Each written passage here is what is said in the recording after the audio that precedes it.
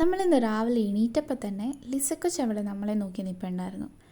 അവൾക്കൊരു ടാറ്റയൊക്കെ പറഞ്ഞ് നേരെ റബ്ബർ തോട്ടത്തിലോട്ട് പോയി. ഇന്ന് കുറച്ച് പണിയുണ്ടായിരുന്നു. ആദ്യം തന്നെ കുറച്ച് വിറകൊക്കെ വെട്ടിയെടുത്ത്, കുറച്ച് വീണ വിറകുണ്ടായിരുന്നു നമുക്ക് അടുക്കളയിൽ നമുക്ക് വെള്ളം തിളപ്പിക്കാനോ അതിനൊക്കെ. അത് കഴിഞ്ഞിട്ട് പാലെടുക്കാൻ പോയി. ഞാനും പപ്പയുണ്ട് കേട്ടോ കൂട്ടിന്. അങ്ങനെ ഞങ്ങൾ പാലൊക്കെ എടുത്ത് നേരെ ചെന്ന് ഉറയൊക്കെ ഒഴിച്ചു. ഈ പാലെടുക്കുമ്പോൾ ഉള്ളൊരു പ്രശ്നം എന്താണെന്ന് വെച്ച് കഴിഞ്ഞാൽ ഈ കയ്യിൽ മുഴുവൻ റബ്ബർ പാലാവും. കയ്യിൽ രോമുള്ളതുകൊണ്ട് അത് പറിച്ചെടുക്കാൻ വേണ്ടിയിട്ട് കുറച്ച് കഷ്ടപ്പാടാണ്. പിന്നെ ഒരു വിധത്തിൽ അതൊക്കെ പറിച്ചെടുത്ത് ഉറയൊക്കെ ഒഴിച്ച് കഴിഞ്ഞപ്പോഴത്തേക്കും നമുക്ക് ഫുഡ് കഴിക്കാനായി.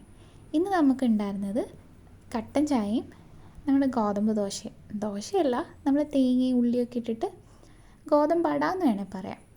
ചായയിലൊക്കെ പഞ്ചസാര ഇട്ടാണ് കുടിക്കുന്നത്. എന്നും വിചാരിക്കും ഭക്ഷണം കുറയ്ക്കണം, ഡയറ്റ് എടുക്കണം, മെലിയണം ഒക്കെ എൻ്റെ ഒരു ആഗ്രഹമാണ്. പക്ഷെ പറഞ്ഞിട്ട് കാര്യമില്ല, ചെയ്യും ഒരു ദിവസം.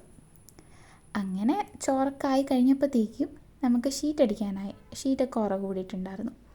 ഇന്ന് ഞാൻ ഒറ്റയ്ക്കാട്ടോ ഷീറ്റ് അടിക്കുന്നത്. പൊതുവേ ഞാൻ കറക്കി കൊടുക്കുക, പപ്പ വെക്കുക അങ്ങനെ ചെയ്യല്.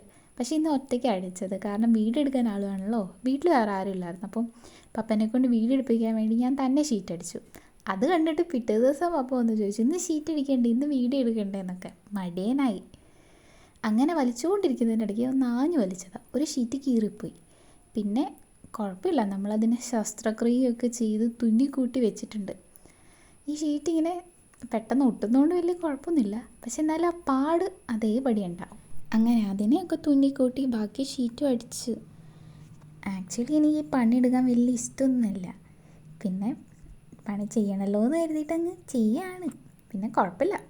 അത് കഴിഞ്ഞപ്പോഴത്തേക്കും ചോറുണ്ണാനായിട്ടുണ്ടായിരുന്നു. മത്തങ്ങ പപ്പടമായിരുന്നു കേട്ടോ ഇന്ന് കറി. അപ്പം ബൈ.